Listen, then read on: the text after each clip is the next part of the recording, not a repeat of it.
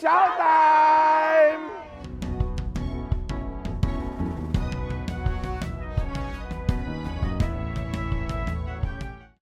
Makasaysayang araw ng kasarinlan sa ating lahat. Narito po ako upang magsalita ukol sa kwento ng June 12 bilang araw ng kasarinlan o araw ng kalayaan. May mga nagsasabi po mga ma'am sir, isang hukad na pagdiriwang ang June 12 bilang Independence Day. Bakit po? Ay sapagkat ang June 12, hindi naman tayo lumaya pagkatapos ng proklamasyon ng independensya sapagkat sinakop tayo ng mga Amerikano. At ang tunay nating araw ng kasarinlan o kalayaan at ang tunay nating pagkakaroon ng soberanya, ng Estado, tabanggit na ito ni Jose Kumali, ay yung proklamasyon na ginawa noong July 4, 1946. Mali ang ating Independence Day. Isa siyang historical na anomaly. Isa siyang, ang tawag dyan ay anachronism. Sapagkat hindi naman tayo naging malaya daw noong Hunyo 2. Actually, ayon nga kay Humberto Campo, meron siyang aklat na bahagi ng kanyang Looking Back series na nagsasabing 6 na beses pong pinoklama ang ating independensya. Pinoklama ng Katipunan sa pamamagitan ni Andres Bonifacio sa mga kuweba ng Pamitinan, kung saan sinulat sa mga kuweba, mabuhay ang kalayaan ng Pilipinas. Pangalawang pagpoproklama ng independensya, inabanggit din ni Jose Kumali, ang ginawa unang sigaw ng himagsikang Pilipino noong 1896 sa Balintawak, Caloocan noong Agosto 1896. Gayon din, pinoklama din ng independensya, di ba? Noong June 12, 1898. Actually, pinoklama din yung independensya natin noong panahon ng Hapones. No? October 14, 1943. Tinatawag natin na Second Philippine Republic. Siyempre, yung July 4, 1946.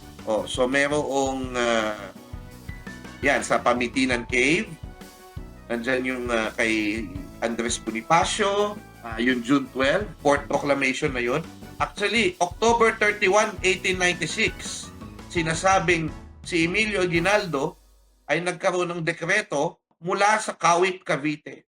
That's the third time. And fourth yung June 12. Fifth yung sa Second Republic at yung Third Republic na July 4, 1940. Ang proklamasyon ng independensya ay isang dokumento na nagsasabi sa mundo, pinapalaya namin ang sarili namin. Pinapalaya namin! Sana po naiintindihan natin ito. Kasi wag na tayong maselan. Yun ng Amerika hindi pa naman fully independent noong July 4, 1776. Di ba? So, ito po ay isang kasaysayang nasa sarili nating pananaw.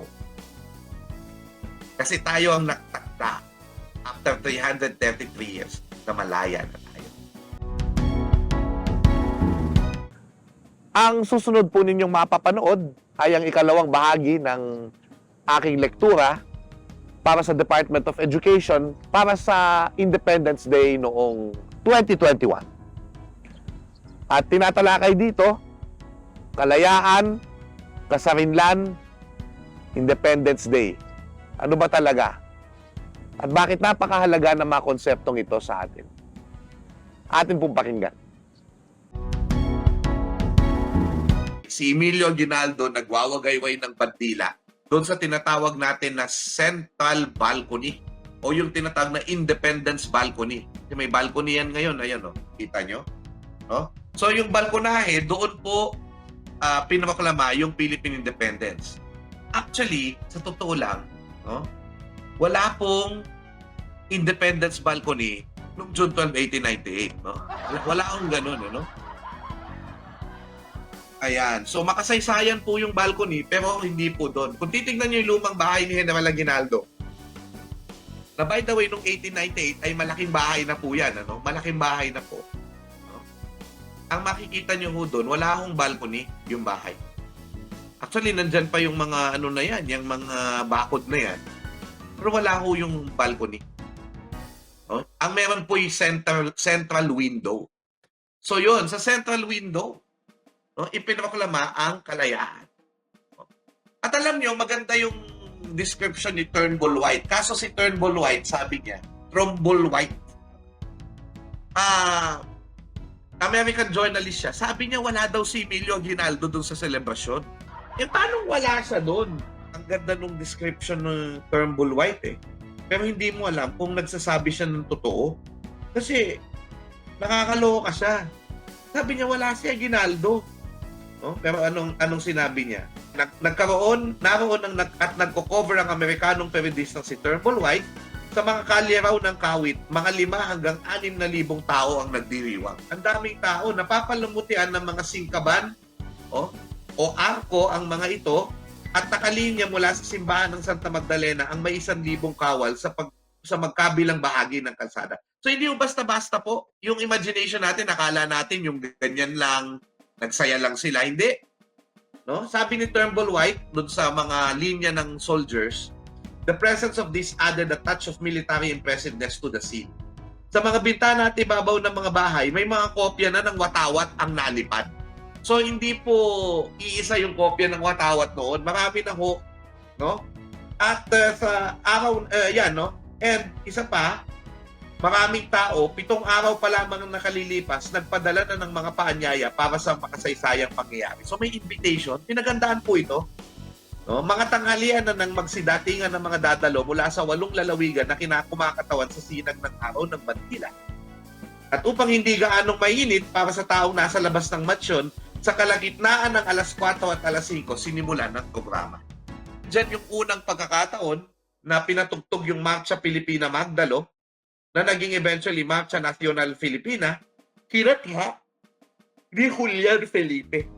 No? Na eventually po ay magiging yan yung national anthem natin. No? Magkakaroon yan ng Spanish lyrics kay Jose Palma, September of 1899, yung Tierra Dorada, Hija del Sol de Oriente, su fuego ardiente, entilatiendo está.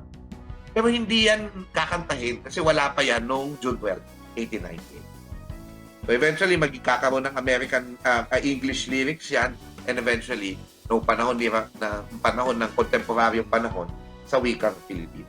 Gayon din ay iwinagayway noong panahon na yan yung una nating version ng ating second national flag. Araw na may muka yung ating watawat. Ang ginawa ng 3 mujeres o babae ng may bahagi sa ating kasaysayan. May mga nagsasabi nga na si Ambrosio Rianzares Bautista daw ang nag-wave ng flag. No? Kaya nga meron tayong ilustrasyon na kakaiba doon sa mga ilustrasyon na makikita natin sa iba't ibang mga artwork tungkol sa Independence Day na si Aguinaldo ay hindi humahawak ng watawat. Hindi ko alam kasi malakas talaga yung feeling ko na hinawakan niya talaga yun.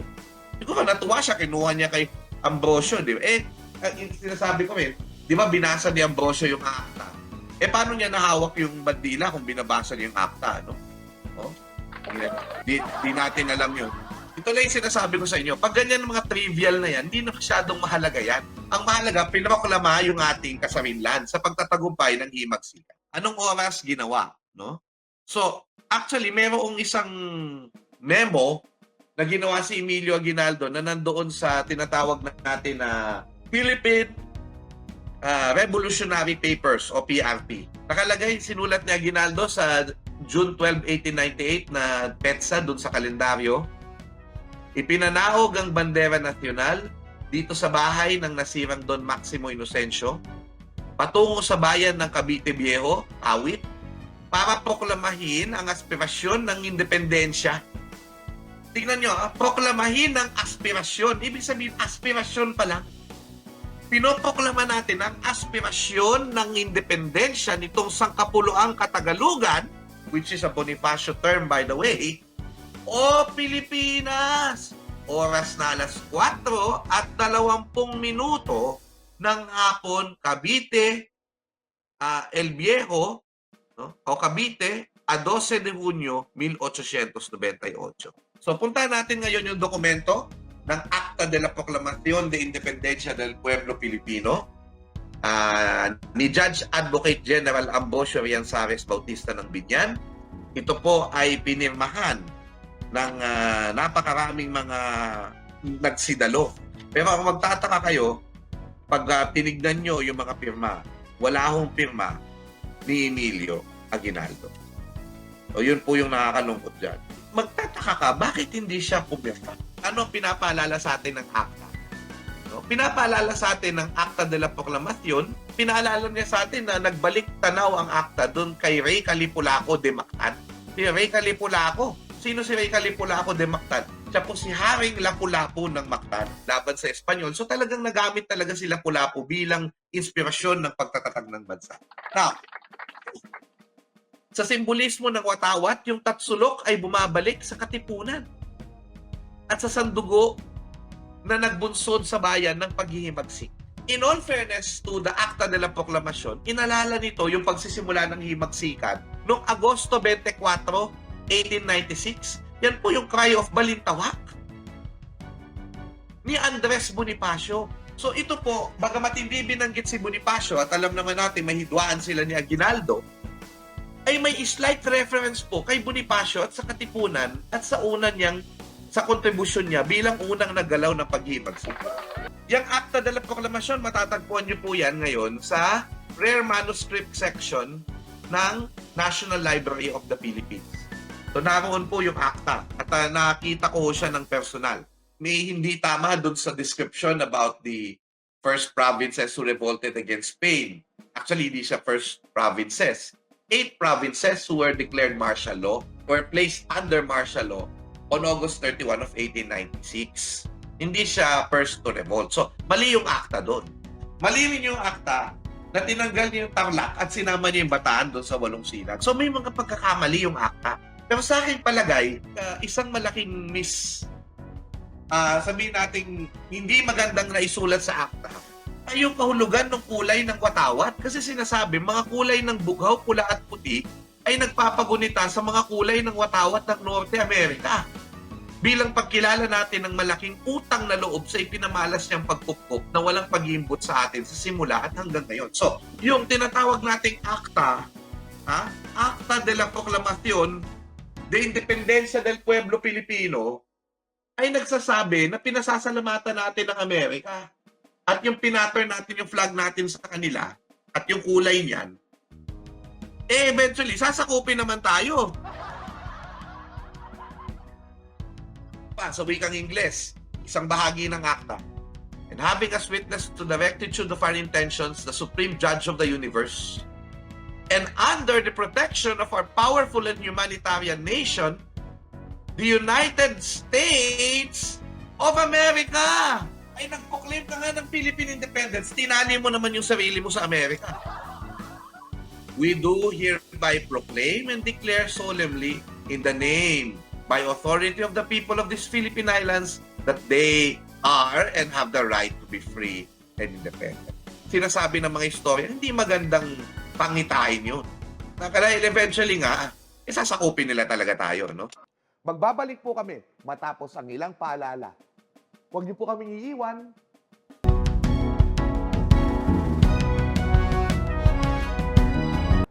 Inaanyayahan ko po kayong mga nagmamahal sa ating bayan at sa ating kasaysayan. Samahan niyo po ako sa Showtime 2.0 sa Spotify, sa Facebook, at sa YouTube. I-like niyo po ang mga pages po ng Showtime 2.0 at i-like niyo rin po ang pages ng 5 Siglo. Maraming salamat po sa inyong suporta.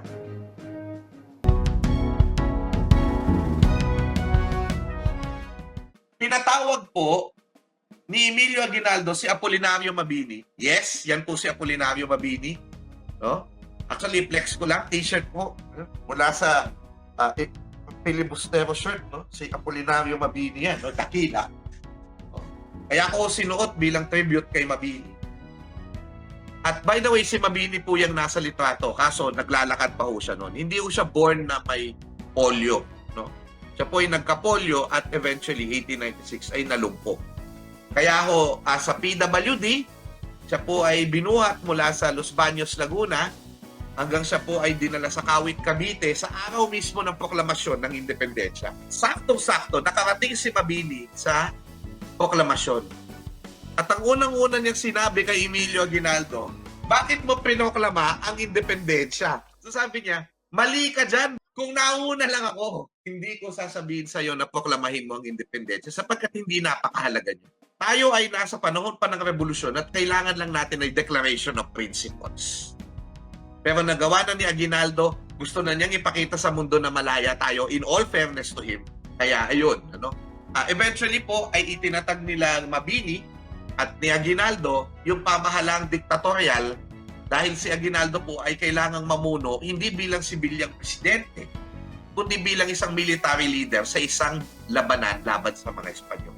Dictatorial government na mapapalitan po nung tinatawag natin na Malolos government o yung Republika Pilipina by January of 1899 pagkalipas po na matatag o magawa ng Kongreso ng Malolos ang bagong saligang batas. Okay? So yun po ang ating paglilinaw. Yan po ang araw ng June 12, 1898 and eventually po ang mangyayari tulad ng nabanggit ko, medyo may tiwala tayo sa mga Amerikano kaya ang nangyari po ay nung lumaban sila sa mga Espanyol nung August 13, 1898. Ayan na po. Nagkaroon tayo ngayon ng pagkalito. Kasi natalo yung mga Espanyol, kinuha ng mga Amerikano yung Intramuros, ang sentro ng ating bayan, bansa. Pero ang nangyari po, hindi ho ibinigay sa atin. Pinatigil pa tayo at hindi pinapasok sa Intramuros. Pinatigil yung mga kawal na Pilipino at dun ho, napagdesisyonan ni Emilio Aguinaldo na itatag na ang Kongreso ng Malolos September at magkaroon ng isang Kongreso na magtatatag ng isang konstitusyon at ng isang republika. Okay, so yung republika na yon ay tinatawag natin na pinakaunang konstitusyonal na demokratikong republika sa Asia. Tandaan po natin na yun pong Kongreso ng Malolos, yan po yung nag-ratify ng Constitution at ng Republika. No? Sa Malolos, Bulacan, may nangyari po dyan eh. So, backtrack muna tayo ng konti. Kasi January yung proklamasyon ng Malolos Republic. Babalik tayo doon sa September. Noong September, nagkaroon ng tinatawag na Solemn Ratification of Philippine Independence. At ito po, hindi ho flag yan. Actually, ganyan ho itsura niyan. At yan po isang menu. May lunch menu, may dinner menu. No? Ito yung dinner menu na nasa harapan ko. Sinasabi, no, September, no, ay mayroong tinatawag na ni-ratify na Philippine Independence. So, tinatanong ng marami, ano yung ni-ratify na Philippine Independence? Noong nagpakain sila sa Malolos, yung tinatawag na Malolos Banquet, na actually, pista opisyal, pista ng Bakaswain yan. Kukwento ko sa inyo, bago tayo magtapos, no, ay yung Bacoor Assembly. Ano yung Bacoor Assembly na yan? Okay, may isang historiador na nagsasabi, at siya po ay ang commissioner ng National Historical Commission of the Philippines ngayon, si Emmanuel Franco Calairo, isang sikat na Cavite historian. Ang nagsasabi na, alam nyo yung August 1, is our actual Independence Day. Now, hindi natin kayo guguluhin. Hindi natin sinasabing palitan natin yung Independence Day. Pero apparently, meron tayong na-discover na bagong aspekto ng Independence Proclamation. Bakit? Noong mga last days of July, around 200 people came from different provinces to Bacoor, Cavite. Marami pa hindi nakakaalam sa atin dito. And ito, nasurpresa din ako. Aguinaldo was there, at ang nangyari ko, talaga makikita nyo, pamahalaan talaga. Sapagkat apparently, the 200 people who came to Bacoor were local government officials na isa-swear in ni Aguinaldo. And on August 1, 1898, anong ginawa niya? Ni-witness ng 200 tao ang isang dokumento, ito pong nasa cover ng aklat ni Manny Calairo, no? Proclamation, Philippine Independence, a Historiographical Inquiry, yung ACTA. May ibang Proclamation of Independence. At ito, pirmado ni Aguinaldo. Pirmado ni Aguinaldo. At sinulat ito ni Mabini. At nakalagay mismo doon sa dokumento, solemnly proclaim before the world the independence of the Philippines. Yun lang. Walang Amerikanong pinasalamatan, walang kung ano-anong nakalagay. Solemnly proclaim lang niya before the world the independence of the Philippines. They were not referring to the June 12 proclamation. Basically, this supersedes the June 12 proclamation. August 1, 1898 in Bacoor was the Independence Day that was signed by Aguinaldo and swearing in 200 government officials, local government officials, to already govern the Philippines. So, sinasabi ni Manny Calaiero, importante yung August 1.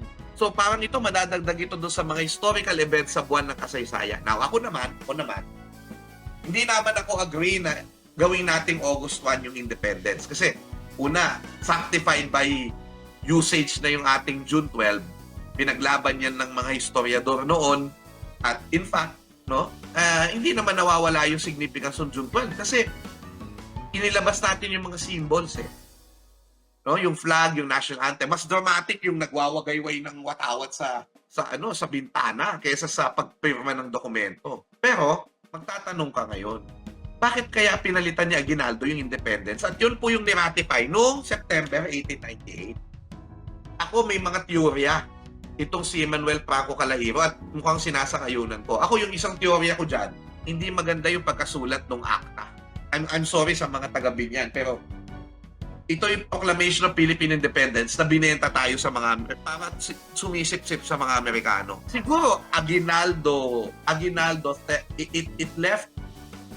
it left a bad taste in Aguinaldo's mouth that he changed it and he let Mabini write it. And very simply stated that we are solemnly proclaiming before the world the independence of the Philippines.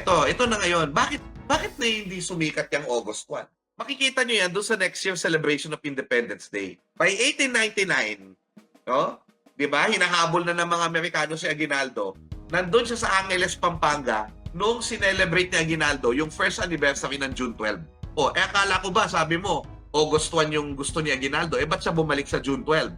Simple lang. Kasi nung June 1899, magkaaway na sila nun ni Mabini. Gusto nilang kalimutan, sabi ni Manuel Franco Calaiero, yung Bacoor Assembly. So, kaya balik tayo sa June 12. Bilang panghuli, gusto ko pong talakayin sa inyo. Ano ba ang dapat nating itawag sa araw na ito? Kalayaan? Araw ng kalayaan?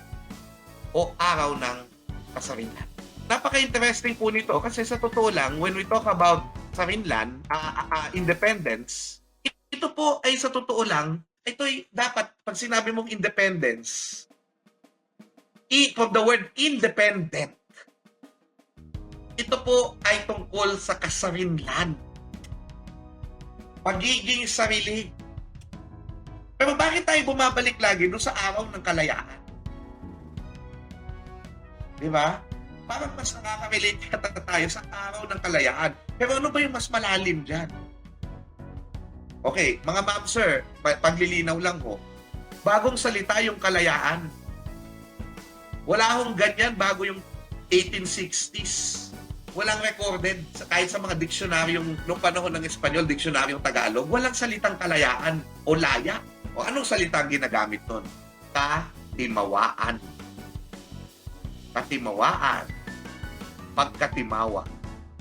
Pero alam natin na sinabi rin niya ng historiador na si Nancy Kemuel Gabriel na yung pagkatimawa ay pumangit yung meaning.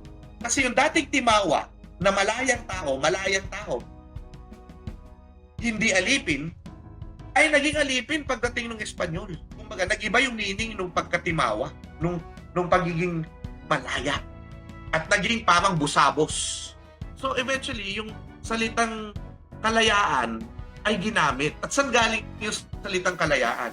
Unang ginamit ni Padre Mariano Sibilia sa pagsasalin niya from the Italian ng tinatawag na Flores de Mayo prayer book for the Virgin Mary.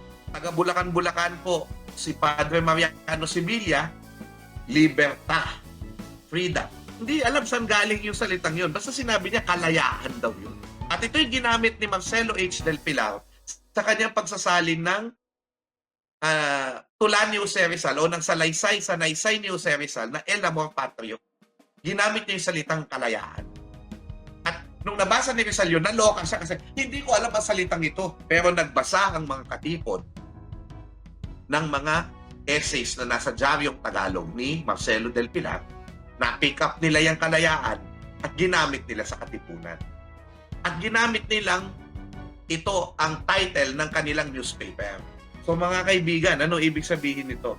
Ang kalayaan po, pinasikat po yung konsepto na yan ng katipunan. Pero eventually po, yung ating political elite, according to Dr. Vicente Villan, one of my mentors in the UP History Department, i-appropriate nila yung kalayaan to mean political freedom. So kapag may mga human rights ka, malaya ka. Pag nakakaboto ka, malaya ka. Pero sa totoo lang, mas malalim yung sa katipunan na konsepto ng kalayaan. At ano yung konsepto na yun? Ang kalayaan, dapat ikaw ay maginhawa. Kaginhawaan. So, kahit na ikaw ay may political rights, kung hindi ka maginhawa, hindi ka malusog, hindi ka humihinga ng maayos, masama ang pakiramdam mo, hindi komportable ang buhay mo, hindi mo mararamdaman yung kalayaan mo kahit nakakaboto ka pa kung gutom ka naman at hindi kumakain ng 3 beses sa isang araw. Ibig sabihin, malalim ang salitang kalayaan. Subalit, kung titignan natin, according to Dr. Vicente Villan, mas malalim ang salitang kasarinlan. Pero hindi ito ginagamit masyado ng tao. Yung kasarinlan, ayon po sa ating Dr. Villan, ay may kinalaman po yung kasarinlan dun sa ating social concept ng mga Pilipino sa pamilya. Diba? Sinasabi natin yan eh. Pagka ang anak ay mag-aasawa na, hihiwalay na siya sa kanyang magulang, ang tawag natin, magsasarili na. Bubukod na. Hihiwalay na. Sa impluwensya ng magulang yung anak. Anong ibig sabihin nito? Pag malaya ka, pwede hindi ka nagsasarili. Malaya ka lang. Pero ibang level pag ikaw ay nagsarili. Sapagkat ang pagsasarili ay may kinalaman sa pagkakaroon ng dangal. Pagiging maginoo.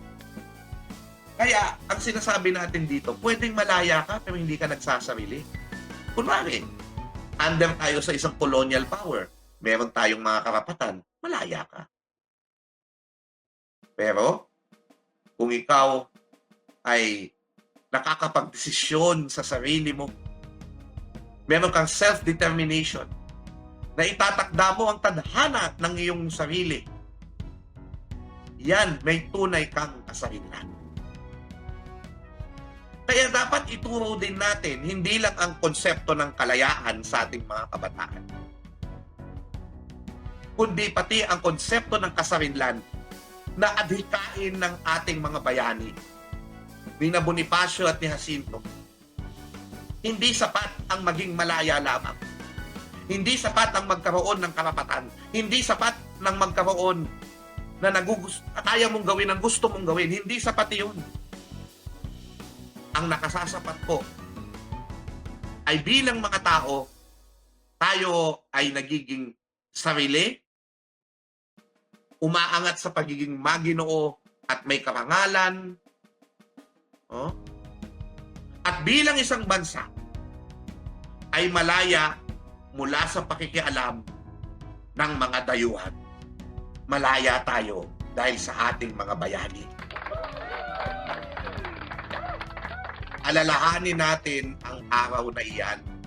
Maraming salamat, dakilang lahi ng Pilipinas. Mabuhay tayong lahat. Mabuhay ang kalayaan.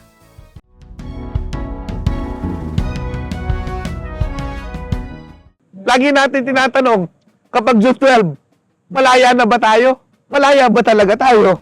'Di ba? Kahit na meron tayong Independence Day. Siguro, mas magandang ipagpasalamat natin kung ano nang meron nating mga kalayaan at kung ano pa man ang kulang ay atin pungpunan. Ako po si Xiao Chua and that was Xiao Time!